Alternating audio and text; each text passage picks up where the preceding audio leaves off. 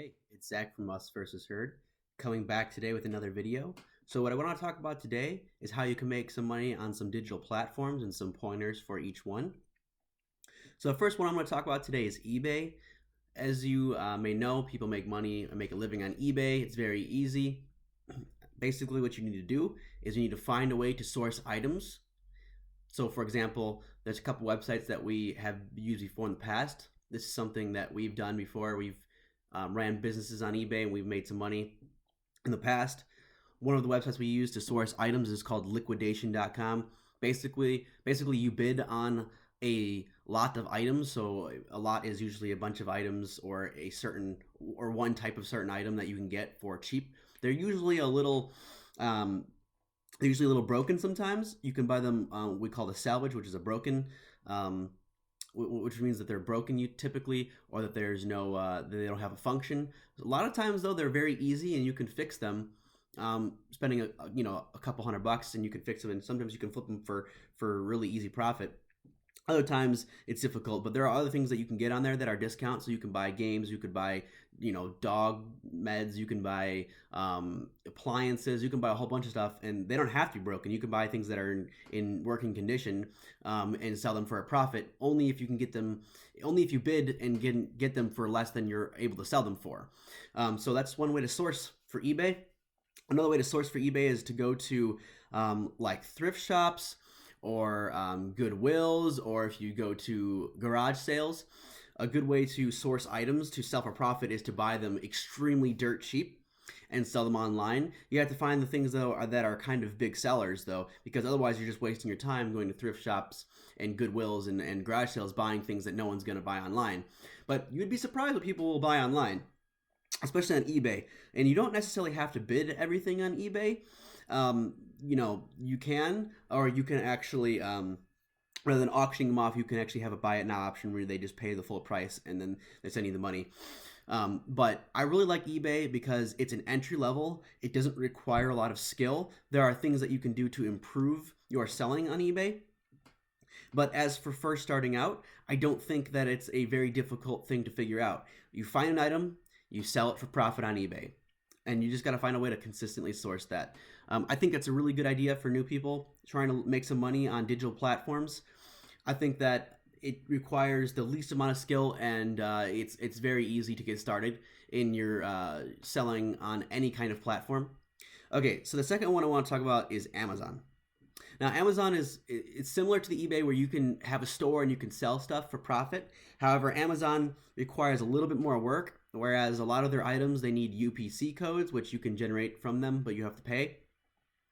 Also, for Amazon, you also have to have for certain items, you can't sell every item in that you would like to. For example, if I wanted to sell like a certain brand, sometimes they need certifications. Like you need a certification from that brand in order to sell it. For example, like if you want to sell a Rolex, they were like, no, you can't sell that without a certification from the manufacturer or the company because they don't want any fraudulent items being sold on Amazon, which is understandable. On eBay, however, they don't make you have certifications. You could sell anything you want. So if you wanted to sell a Rolex, you could. People do sell fake Rolexes, but there is protection for buyers. So if you go on eBay and sell a fake Rolex, you could get busted easily. So I wouldn't recommend doing that whatsoever. But for Amazon, they just like to prevent that situation altogether. They don't want you to even have the ability to list the item if it's not legitimate. For example, like I said, if you're trying to sell a Rolex, you need a certification.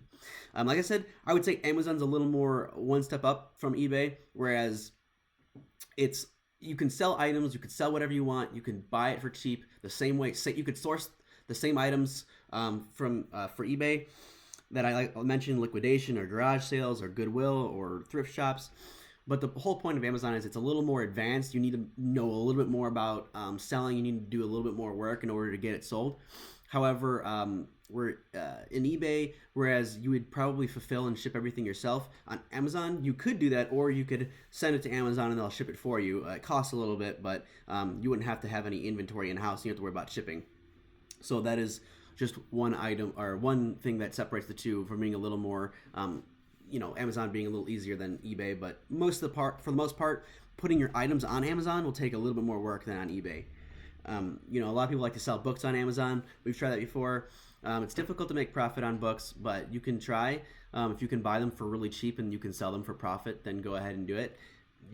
Try anything you can. I'm just trying to think of new ideas for people that haven't necessarily thought about trying a digital platform and trying to make money that way. So I'm just trying to think out loud for you guys and some things that we've tried and some things that we know can make money. Okay, so the next thing I have on here is Fiverr.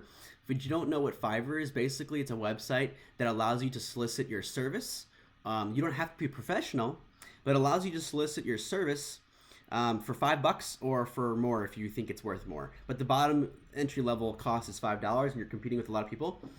When you're not working or if you don't have a job and you just need to make money, you can write articles for people that need articles written or things that are very simple for $5. And if you write a 250 word document, an article for an advertisement or something, and they like it, then they'll come to you with more work, and then you'll make $5, $10, $15. I would say that this is if you absolutely need money and you have no way to get it, and you have minor skills that aren't professional, but they're not bad either, because people aren't going to pay you for garbage work either. They want something that's kind of middle of the road. They know they're not getting 100% professional work, but they know they're not getting the bottom of the barrel either. They are still spending money with you, so you have to recognize that. I would say this is a last-ditch effort, but for me, I tried it a couple times.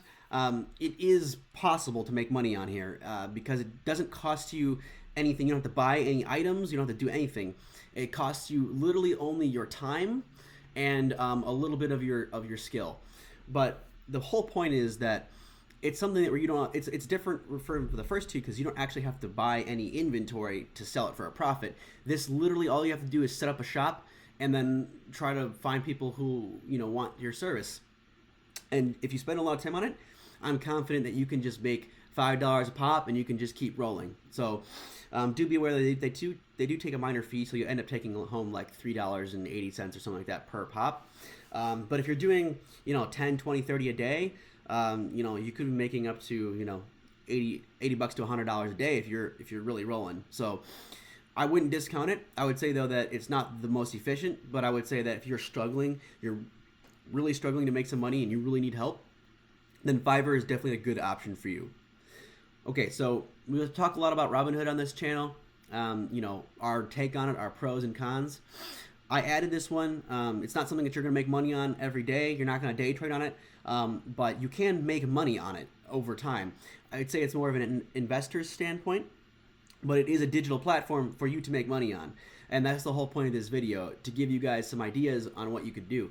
So if you want, you can watch the rest of our videos on Robinhood. But basically my take is that you buy a stock that you believe in, or a stock that you believe is going to go up, and you hold it for the long term. And if you're struggling for money and you realize like, oh wait, I bought Tesla when it was $100 and now it's $400 and I have 100 shares, or maybe not 100 shares. If you have 10 shares or something, you're like, oh man, I'm really struggling. I really need to cash this money out. You can do that. It's like having a savings account that grows, but I wouldn't recommend necessarily if you're doing a long-term hold to if you're really struggling to try to hold out on cashing it in. But if you're really struggling and you're like, oh man, I forgot that I had those Tesla shares, it's something you can do in the future to be like, oh yeah, I forgot I have some money tucked away that's been growing, over time that you can cash out.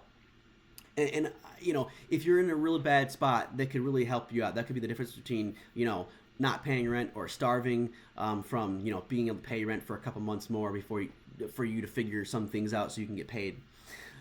So I think that it's Robinhood is a good tool to use. It's a good investor's tool. But over time, if you put some money in and a year later or 2 years later, the money's grown and you're in a tough spot, you can cash it out if you really need to. The last thing I have on here is Stash. We talk about Stash on this channel as well. Basically, it's like Robinhood where you invest, but it's more of an everyday thing. So this one's gonna probably be a little more costly in how in your returns.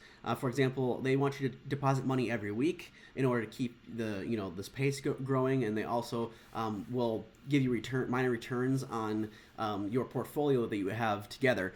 I would say that it's a good investing app again. However, like I said though, it's one of those things that if you put money in every week and then over time it grows a little bit. It grows, 20-30%, and you have 20-30% of your money that you put in, and you keep adding money. Again, it's going to be like if you get in a tough spot and you have money in your stash account, you'll be able to cash it out if you really need to. I wouldn't recommend it. I would recommend, doing the long-term investing and letting it grow and grow and grow. However, like I said, though, you can make money on it because it's a very slow rate of return. However, if you tuck it away money for 2 years or 3 years and you're in a real tough spot, you get laid off, you haven't worked in weeks or months, and you need to cash out to feed the kids, then, Stash or Robinhood are two options where you can hide some money away and have the money grow rather than putting in a savings account and essentially getting no interest rates. So these are some ideas that I have for you guys on how to do all these things, on how to make money on digital platforms. We've tried all of them, so if you have any questions, please do let us know. Again, these are not necessarily, for eBay and Amazon, you can make a living on them, but for Fiverr and Robinhood and Stash, you wouldn't necessarily be doing these full time. Something you would make money on every single day. But eBay and Amazon, you could potentially make a living out of it if you have a good source and people will buy your product and you can make profit on it. So these are some ideas we had for you guys. Please leave likes and comments below. If you guys have any questions, please ask. We do try to answer every question. And just remember, it's always us versus herd, so join us.